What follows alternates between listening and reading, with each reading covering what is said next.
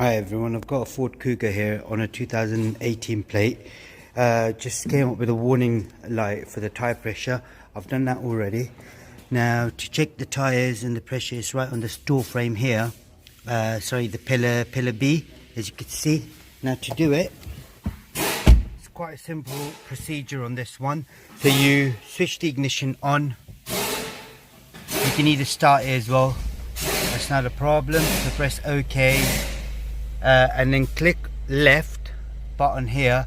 You got information. Go on to settings, press right,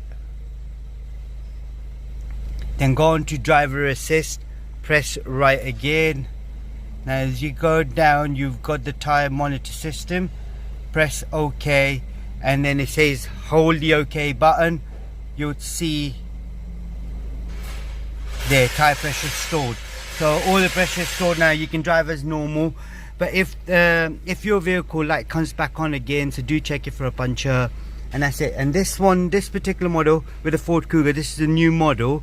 Now I know the new Ford Fiestas, the Focuses, they're pretty much the same as well. They've got the same steering and everything, so you can do the same way of resetting the tire pressure on those as well. Thank you very much. Goodbye.